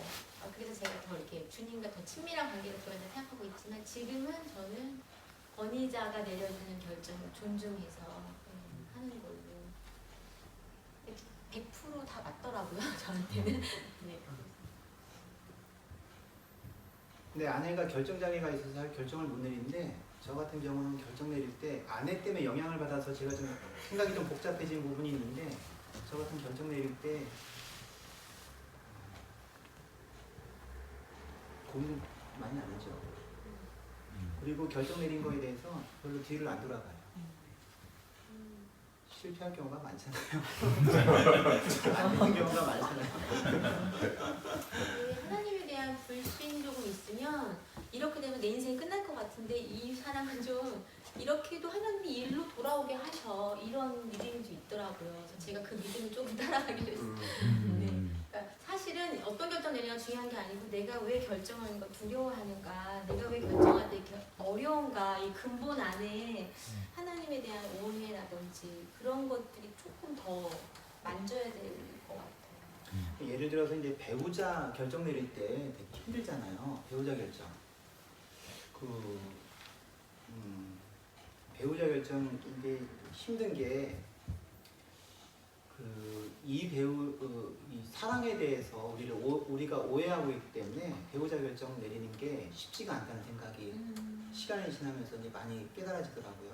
저는 이제 제가 20대 전후에서 절망을 했던 적이 있었는데 제가 그때 절망했을 때는 세계 인구가 45억이었습니다. 45억이었는데 절반이 여자고 절반이 남자인데 나와 결혼 가능한 여자가 세상에 한 10억 명은 되겠더라고요. 생각해보니까. 근데 10억 명을 다 만나보고는 결정을 해야 되나. 10억 명을 다 만날 수가 없잖아요. 그랬더니만 너무 제가 근데 내가 혹시 만나지 못했던 그 사람이 나의 운명이면 어떡하지 제가 너무 절망을 했어요. 그럴 때 저에게 영향을 줬던 여러 가지 뭐 대중음악 이런 것들 뭐 신해철 씨의 Here I Stand For You 이런 거 있잖아요. 난 너를 알아볼 수 있어 단 한순간에 막 그런 노래 가사 야 이거 근데 못 알아보면 어떡하지 야 큰일 나서 시간이 지날수록 깨닫게 되는 거는 이 사랑이란 게 누구의 한 사람, 이 사람, 저 사람이 아닌 거를 알게 돼 있어요. 그게 중요한 게 아니고 내가 누구인지를 결정했으면 그러니까 이 사랑은 팩터가 사람이 아니라 그 사람에 대한 나의 태도가 사랑에 있어서 절대적인 팩터라는 걸 알게 됐어요. 이 말씀이 이해되시나요? 이야기가 이해되시나요? 사람의 의존적인 변수가 아니라 사람에 따라서 내가 이 사람 만나면 이 사람이 내 적인데 저 사람을 만나면 이게 아니고 내가 한번 사랑하기로 결정했으면 이 사람에 대해서 내가 계속 그 하나님 앞에서 했던 약속을 평생 지키기로 계속 내가 의지적으로 결정하고 나의 감정이 어떻든 나의 상황이 어떻든 주변에서 어떠한 신호가 들어오더라도 내가 처음에 약속했던 그것을 지키기로 결정하고 평생을 그 태도로 살아가는 그게 사랑이더라고요. 그러니까 그 사람이 아니라 그거를 이제 시간이 지나면서 이제 깨닫게 되더라고요. 그래서 이제 결정장애를 가지고 있다고 저희 아내가 이야기하는데 이제 배우자 관련해서도 우리 가운데 그런 두려움이 있을 수 있는 것 같아요. 근데 배우자 결정할 때도 이렇게 별로 고민하지 마세요. 누구를 만나더라도 우리는 배우자를 통해서 빡빡 갈리게 돼 있어요.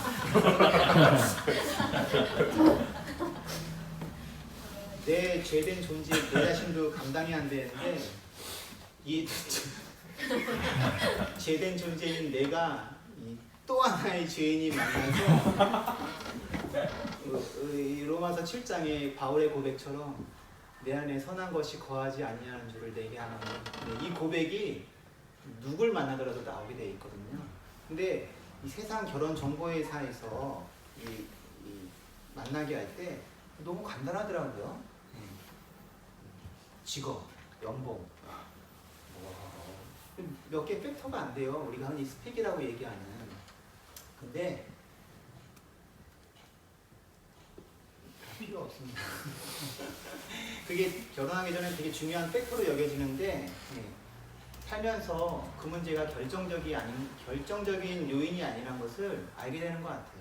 좋은 공연을 하기 위해서 여러분들 전공자시니까 이렇게 좋은 공연을 하기 위해서 이렇게 몇 가지 중요한 요인들이 있잖아요. 행복한 결혼, 우리 부부 관계 가운데 하나님의 뜻이 이루어지게 하기 위해서 반드시 있어야 할 것들 중에 우리가 흔히 생각하는 결혼정보 회사에서 하는 그 팩터들은 하나도 없어요. 하나도 없어요. 우린 누굴 만나든지 하나님의 그 커리큘럼 안에서 다 갈리게 돼 있습니다. 우리의 죄성들이 갈리게 돼 있고 그 과정 가운데에서 하나님의 구원을 경험하게 돼 있습니다. 그러니까 배우자를 결정할 때 여러분 너무 이렇게 고민하지 마세요. 장고 끝에 악수라고 오랜 시간 고민해서 우리의 지혜로 뭐 결정 내려봤자 제가 제 인생에 저보다 실패 많이 한 분은 없을 것 같기 때문에 제가 하는 얘기인데 반드시 실패를 경험하게 됩니다. 그래야 복음이 나에게 구원으로 복된 소식으로 다가오기 시작합니다. 독신의 은사 하나님께서 나에게 특별히 주셨다라고 생각하는 분 계시면 손 들어 보시겠어요? 없으시면 저는 그러면 여러분들 가운데 신유의 은사, 나는 하나님께서 신유의 은사 주셨다. 내가 손을 얹은 즉 나온 신유의 은사 나에게 있다. 생각하시는 분 없으시죠? 저는 그 확률이랑 독신의 은사랑 비슷하지 않을 것 같아요. 그러면 우린 다 빨리. 행복한 결혼. 하나님이 우리 가운데 근데 이제 결혼 생활로 이야기가 좀 이제 들어가게 되는데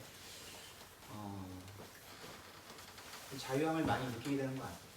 저희 부부 생활 가운데도 실패를 되게 많이 경험했거든요.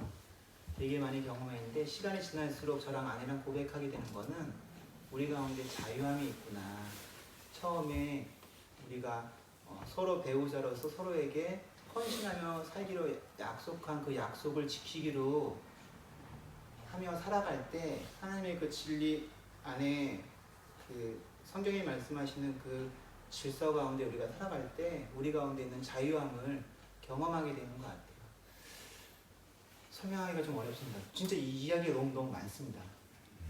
그 기쁨, 그 자유함을 놓치지 마시기 바래요. 소망을 놓치지 마시기 바래요. 누굴 만나면 내 인생이 할 것 같고 누굴 만나면 어떤 일이 그런 거 전혀 없습니다. 염려 마시고. 그래도 두 분 만나실 때 기도하시면서 결혼 결정하셨을 거 아니에요? 네. 어떻게 네. 기도하셨고 어떻게 결정하게 되셨나요? 저희 아내랑 저랑 이제 결정 내린 게 좀 다를 텐데 제 케이스를 설명하자면 결혼을 제가 이제 생각할 때 제 마음에 강력하게 씌웠던 말씀이 마태복음 6장 33절 말씀이었어요. 너희는 먼저 그 나라와 그 일을 구하라. 그리하면 이 모든 것을 더하시리라. 좀 그 말씀이 제 가슴에 확 들어가니까 배우자 기도를 오래 못 하겠더라고요. 저 딱 2주만 있어요. 2주. 그리고 결혼하고 나서 순간 후회할 때가 있었습니다.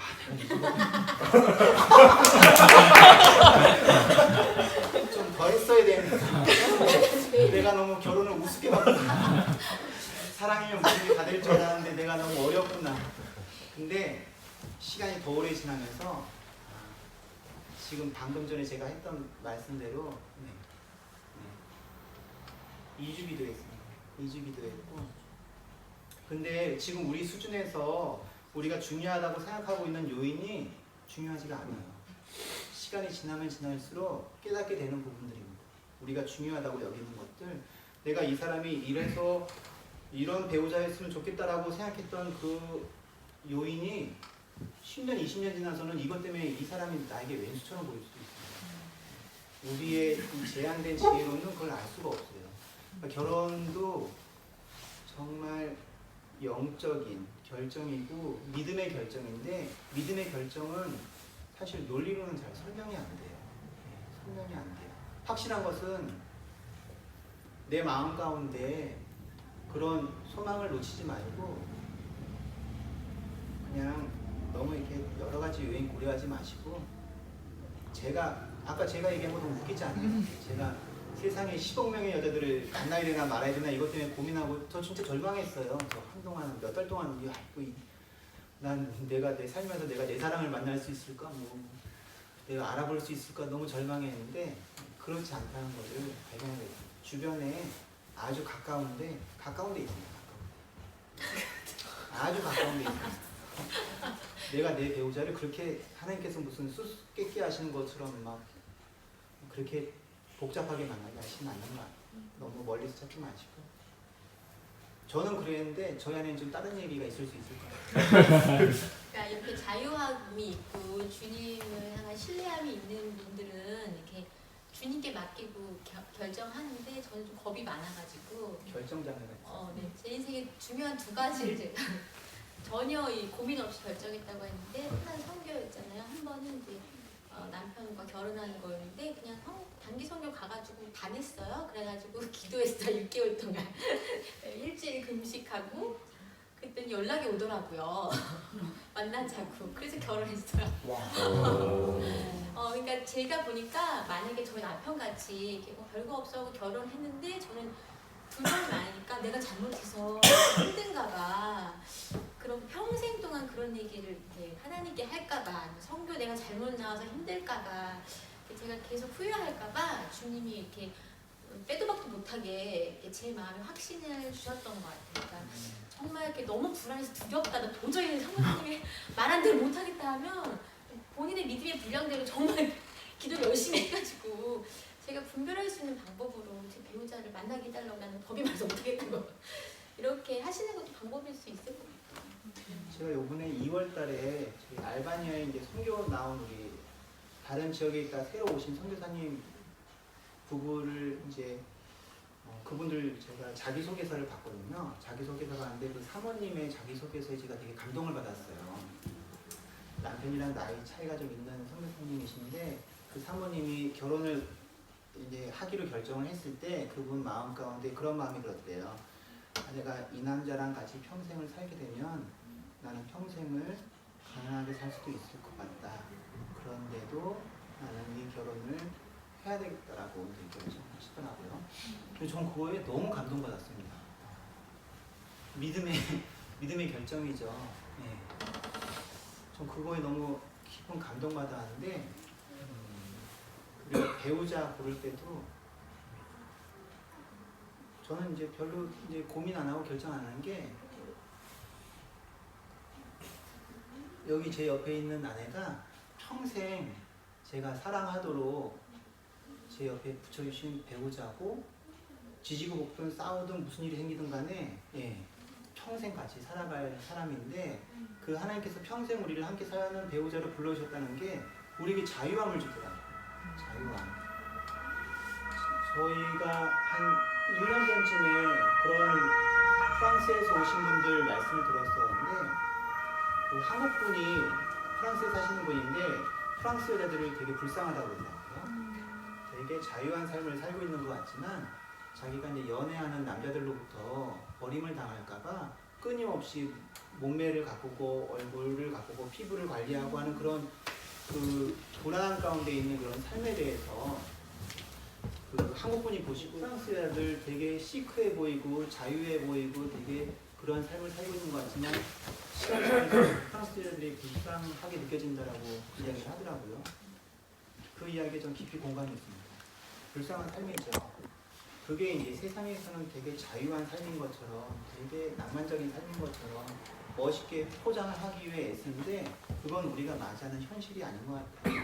자유함은 평생 이 사람 사랑하기로 결정하고 그것이 인간적인 결정 같지만 시간이 지날수록 복음 안에서 그 복음의 빛이 비춰졌을 때 이 관계는 하나님이 이미 태초부터 예정하신 그 관계구나 하는 그 믿음 안에 있을 때 우리가 정말 자유하게 되는 것 같아요.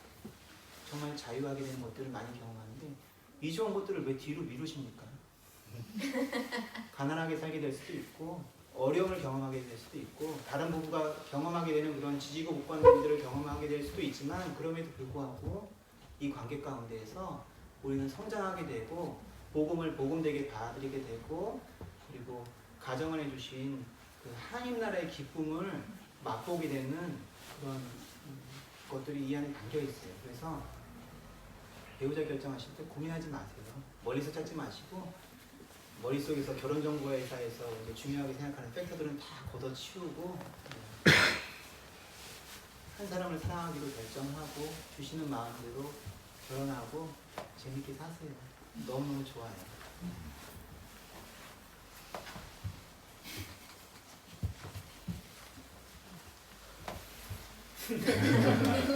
결혼 관련해서 그 남편이 얼마나 황당한 사람인지 결혼 초에 제가 나 어디가 좋아서 결혼했어. 결혼했냐고 했더니 그냥 귀여워서 나 어디가 좋아서 결혼했어. 귀여워서 물어보면 계속 그 얘기만 그거밖에 없어. 그러니까 정말 쥐어 짜내가지고 생각해낸 게 귀여운 거 그거 하나인 거예요. 제가 너무 슬퍼가지고 많이 울었어요. 근데 아니 결혼하는데 아내 뭐 있잖아요. 뭐가 매력 있고 뭐가 착하고 뭐 이쁘고 뭐 이게 있잖아요. 근데 뭐 없는 거 쥐어 짜내는 거예요. 근데 제가 나이가 들면서 그때 자신감이 있을 때 내 자신이 되게 똑똑하고 잘나고 뭐 한다 생각할 때는 그 얘기가 너무 기분이 나빴는데 나이가 들면서 제가 너무 별로 안 좋은 아내인 거예요. 그래서 살아주는 게 고마울 때 그때 알게 됐어요. 아우 남편은 나의 어떤 거 관계없이 그냥 사랑하려고 결혼한 거예요. 저에게서 뭐 기대하는 게 하나도 없어요. 그냥 매력이 있건 없건 나한테 잘해주고 안 잘해주고 사랑하려고 결혼을 한 사람이 근데 그때는 그게 제가 그 얘기를 알아듣지 못하고 그랬어요. 근데 이게 구원과도 관계가 있는 거예요. 주님이 나를 사랑할 때 내가 노래를 더 잘하면 교회를 열심히 섬기면 내가 전도를 더 열심히 하면 내가 더 헌신하면 나를 사랑해 줄 것 같은데 주님은 그냥 사랑하세요. 그냥 사랑하시고 그 사랑을 내 마음이 변해도 계속 붙잡고 계시더라고요. 그래서 내가 결혼을 통해서 구원을 더 잘 알게 되는 거예요. 그래서 저는 독신의 은사가 있으신 분들은 특별한 분들이고 결혼을 통해서 가정을 통해서 주님이 이렇게 보이는 가정을 통해서 구원의 과정들 십자가와 자기 부인과 또 이렇게 섬김의 기쁨들을 얼마나 많이 부어주시는지 몰라요. 그것을 지금 우리가 이러고 있지 결혼 전부에서 제대로 빨리 누리셨으면 좋겠습니다. 왜냐하면 나이가 들수록 사람이 순수해지지 않기 때문에.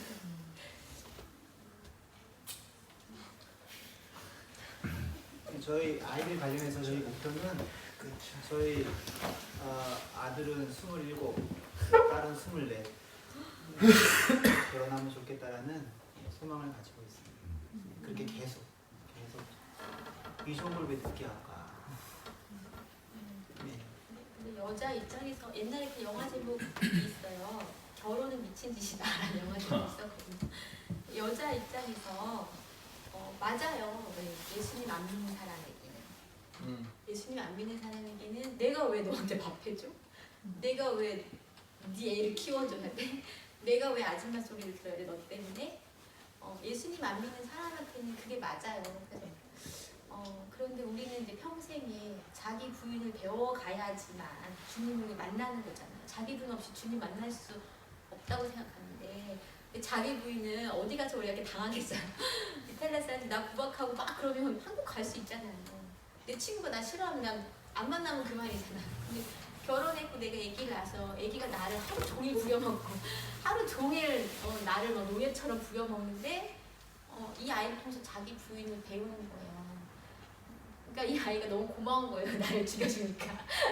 나를 되게 초라하게 만들어주고 내가 정말 형편없는 아줌마의 위치로 나를 끌어내리는데 내가 그걸 견딜 수 있게 해주잖아요. 사랑하기 때문에. 그게 없으면 누가 그런 모욕의 자리로 가고 싶어요. 누가 그런 계산이 안 되는 자리로 가고 싶어요.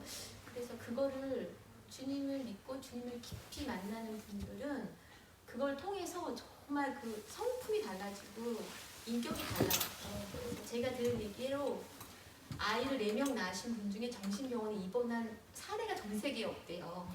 아이를 4명 키우면서 인내와 자기 부인과 누군가를 위해서 헌신한 그 강인함은 어떤 고통에서도 정신적으로 멘탈 흔들리지 않게. 우리 요즘에는 하고 싶은 대로 다 하고 살 수 있는 시대가 됐잖아요. 결혼도 안 할 수 있고 애기 안 낳을 수 있고 뭐 애기 한 명만 낳을 수도 있고 근데 더 힘들고 더 정서적으로 힘들어지고 공황장애, ANDP 자기가 하고 싶은 대로 다 하는 삶이 자기가 하고 싶은 대로 사는 삶이 아니고 내 안에 내 욕망과 내 욕심이 이끄는 삶이기 때문에 결국은 되게 고통스러운 것 같더라고요.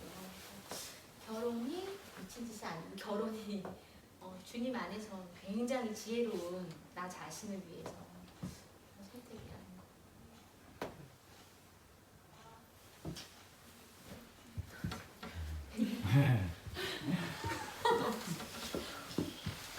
네, 너무 귀한 말씀 감사하고요. 또 우리 다른 지체들 중에 또 같이 한번 선교사님 가정에게 문의하고 싶거나 질문하실 거 있으면 시간이 좀 많이 돼서요. 우리 마지막 한 분 더 받도록 하겠습니다.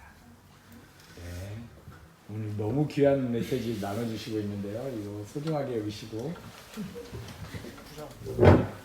마지막 시간이지. 부장님이. 저는 그러면 마지막으로 일단 이제 선생님 계속 큐티 아침마다 하신다고 했잖아요. 근데 사실 저희가 큐티가 굉장히 중요하잖아요. 아침에 시작하는 네. 큐티를 저희가 이제 어떻게 해야지 좀 더 우리가 올바르게 하나님과의 아침에 교제를 좀 더 할 수 있고 하는 방법적인 부분들 조금 알려주시면 저희한테 도움이 좀 많이 될 것 같은데. 제 나름대로 이제 하는 방법이 있긴 한데 되게 단순해요. 복잡하지 않아요. 그 아침에 큐티하는 거를 성경 공부처럼 생각하시고 아마 하시게 되면 조금 어려울 수 있을 것 같아요. 하나님 저희 가운데 그렇게 어려운 방식으로 어느 특정한 잘 훈련되어진 한두 사람이 할 수 있는 방식으로 자기에게 나오는 길을 만들지 않으셨거든요. 예. 우리가 우리 자녀를 대할 때 태도랑 매우 비슷해요. 네. 부모 가운데 나아가는 그 자녀에 대해서 그렇게 하나님이 까다롭게 굴지 않으시거든요. 네. 이른 아침에 가장 먼저 시작은 일단은 스마트폰 멀리하는 걸 것 같아요. 스마트폰 내가 이제 사용하는 시간은 점심시간 12시부터다. 오전 시간은 내가 이거 사용하지 않겠다라고 저도 잘 못하는 부분인데 주로 제 하루 일과 오전 시간이 망가질 때를 보면 꼭 이게 문제가 되더라고요. 아침에 일어나면 누구한테 중요한 메시지가 와 있을 것 같고 그 전날 한국에 무슨 중요한 일이 일어났을 것 같고 막 그러면서 막 뒤지다 보면 오전 시간 막 아침에 일어나 시간이 망가지기 시작하는데 그러면 하루 일과가 좀 별로 이렇게 어렵더라고요. 일단은 결단하시면 좋을 것 같아요. 연애할 때 다 우리 어디 숨어 들어가잖아요. 공원으로 숨어 들어가. 연애 안 해보셨어요? 약간 공원으로 숨어. 자꾸 이제 연애 안 해보셔서 모르겠지만 또 제가 지금 하고 싶은 얘기는 둘만의 나누고 싶은 이야기가 있고 둘만의 이제 배타적으로 공유하고 싶은 감정이 있잖아요. 하나님도 그러시기 때문에 아침에 시작할 때 내 정신을 산만하게 하는 것들 다 집어치우세요. 제 생각엔 우리에게 있어서 거의 90% 이상의 경우는 스마트폰일 것 같거든요. 스마트폰을 아예 꺼놓고 점심 12시 이후부터 사용한다고 생각하시고 다 치우세요. 치우고 아침에 일어나셔서 성경 본문 가지고 짧은 본문 가지고 5절, 10절 성경 공부하듯이 막 구조 분석하고 나누고 이게 무슨 뜻인지 하지 마시고요. 그거 보시면서 마음에 떠오르는 대로 일기 쓰듯이 차분하게 그냥 적으시면 좋을 것 같아요. 차분하게. 큐티는 성경 공부가 아니고 연애 편지거든요. 이른 아침 연애 편지. 하나님이 오늘 아침 이런 상황인데 어떤 말씀을 주시는지 말씀이 내 안에 잘 스며 들어갈 수 있도록 노하우보다는 태도의 문제인 것 같아요. 이렇게 하면서 하루를 시작하시면 좋겠습니다. 저는 요 근래에 좀 새롭게 시작한 건데 그 감사일기를 쓰기로 했어요. 이렇게 많은 부분에서 감사를 놓치면은 불평하고 염려, 걱정, 근심하고 미워하고 막 너무 안 좋더라고요. 그래서 감사일기를 쓸 때 이제 처음에는 좀 단순하게 감사가 많이 생각이 안 나가죠. 하늘이 맑아서 감사하다. 비가 오기로 했는데 오늘 안 와서 감사하다. 말씀 주셔서 감사하다. 이렇게 시작했는데 이게 너무 이제 단순하니까 조금 더 이제 나의 영적인 상황과 관련해서 오늘 이 사람에게 이런 모욕적인 대접을 받았는데 이것을 통해 나의 자아를 낮춰주심에 감사합니다. 오늘 내 아들의 사춘기 반항을 통해서 부모님께 순종하지 않는 자녀를 통해서 내가 하나님께 불순종해줬던 그래서 하나님 마음 아프게 했던 것들을 생각나게 해서 감사합니다. 오늘 남편의 책망을 통해서 나의 자아를 통해서 감사합니다. 이렇게 생각하다 보면 계속 주님이 나를 향해서 갖고 계신 계획들이나 마음을 이렇게 이해하게 되더라고요. 저는 이 말씀을 깊이 이렇게 누리는 사람이 아니어가지고 10개 정도 매일매일 밤도 좋고 아침도 조금 더 그렇게 가져가고 저는 이제 복음이 되게 분명하고 단순하고 심플하다고 생각해요. 깊이의 차이는 있지만 복잡하지 않거든요. 그 하나님 말씀 이렇게 붙들고 살아갈 때 저는 우리 가운데 이 자유를 조금씩 누리며 경험하는 것들 그런 것들이 우리에게 주신 큰 선물이라는 생각이 많이 들어요. 그래서 내 안에 그 비판, 정죄, 원망, 불신, 낙심, 욕심 이거 아주 쉬운 거거든요. 우리 이거 분별 못하지 않거든요. 내 안에 이런 것들 올라올 때마다 거룩하신 그분, 온유하신 그분 과는 너무 거리가 먼 것이다라고 일단 생각을 하시면 좋겠어요. 내 안에 그런 부정적인 생각들이 올라올 때마다 누군가와 비판하는, 누군가를 정죄하게 되는 내 자신에 대해서 크게 실망하는, 낙심하는 마음들 올라올 때마다 이거 하나님 주신 마음 아니에요. 우리가 알고 있는 온유한, 겸손한, 거룩한 그분이 우리에게 주시는 마음이 절대 아니에요.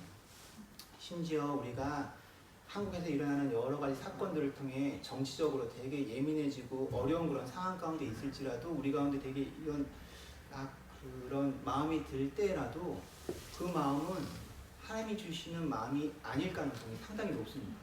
우리가 되게 이 결정은 의로운 결정이야. 하나님이 이런 것들을 원하시지 않을까라는 생각하는 그런 가운데서도 내 마음 가운데 그런 것들이 올라올 때 잘 점검하셨으면 좋겠어요. 복음은 분명하고 심플하고 하나님께서 우리에게 주신 구원의 방도는 아주 단순한데 우리가 복잡해서 우리가 죄되기 때문에 그것을 누리지 못할 뿐이지. 그래서 내 안에 누군가를 원망하는 마음이 들 때마다 내 가운데 누구를 정죄하는 마음이 들 때마다 내 가운데 누구랑 이렇게 비교하면서 내가 우월한 의식 혹은 열등감이 들 때마다 반드시 기억할 것은 하나님이 나에게 주신 마음 절대 아니다라고 생각하시고 이거 반드시 쳐내셔야 돼요. 이거 쳐내지 않으시면 이런 부정적인 것들이 마스크처럼 내 얼굴에 붙어갖고 이 마스크가 그냥 내 존재가 돼버리는 거예요. 이거 다 하나님께서 우리에게 허락하신 거 아니에요. 복음 안에서 진리 안에서 또 우리가 자유한 자로서 부름받았습니다. 우리는 세상의 어떤 스펙 그리고 세상이 주는 어떤 시대 정신 이렇게 살도록 부름받은 사람들이 아닌 게 그래서 우리는 굳이 장발을 하면서 막 락커 흉내 낼 필요가 없어도 우리는 되게 자유한 자들이에요. 진정으로 자유한 자들. 하나님 우리를 그러한 존재로 부르셨거든요. 복음 안에서 그 자유를 누리고 우리 인생 가운데 하나님이 펼쳐놓으신 것들을 하지만 그게 우리 생각처럼 화려하지는 않을 수 있어요. 되게 소박할 수 있어요. 생각보다 되게 단순할 수 있어요. 선교라는 것도 되게 거대한 주제 같지만 정말 단순할 수 있어요. 우리의 삶에 있는 되게 그 많은 주제들이 되게 거창한 거대 담론처럼 느껴지지만 되게 미시적으로 내 삶 가운데 되게 단순하게 영향을 미치는 부분일 수가 많이 있거든요. 그걸 깨닫지 못하는 거는 우리 눈이 가려져 있기 때문에 우리 마음 가운데 욕심이 있기 때문에 그래요. 우리 가운데 예전에 세상의 근본 죄된 종로를 타던 그 종살이의 습관이 우리 가운데 남아있기 때문에 우리가 알아채지 못할 뿐이에요. 복음은 아주 단순하고 분명하고 명쾌하고 우리 삶 가운데 아주 단순하게 적용돼요. 그 자유를 누리며 또 기쁨을 살아가는 우리들 되었으면 좋겠습니다. 아멘. 그래서 실패를 많이 경험한 선교사임에도 불구하고 그런 것들을 깨달아가고 있는 것들이 저희 가운데 큰 축복이라는 생각들을 합니다. 네. 네, 감사합니다. 주님 감사합니다.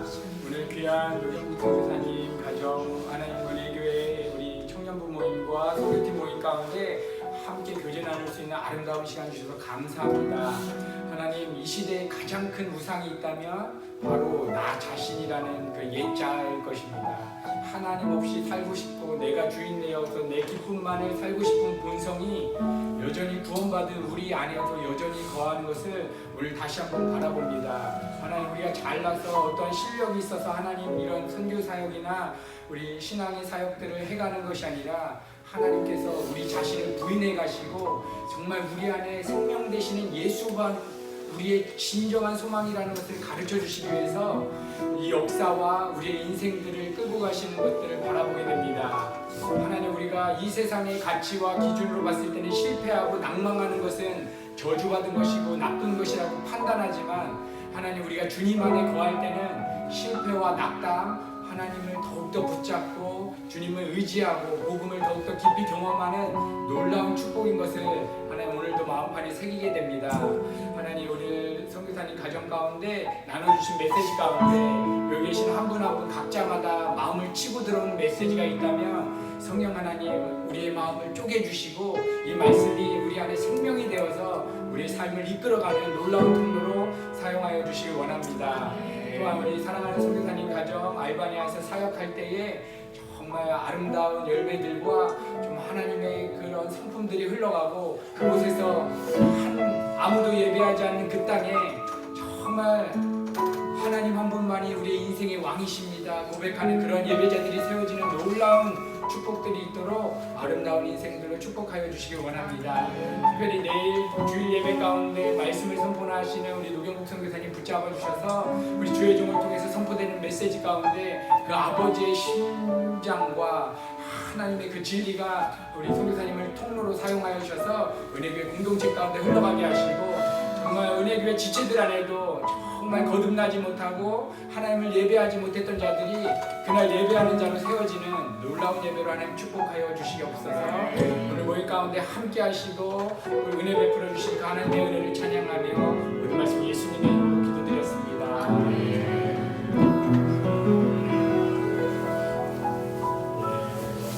다시 한번 오늘 함께 해주신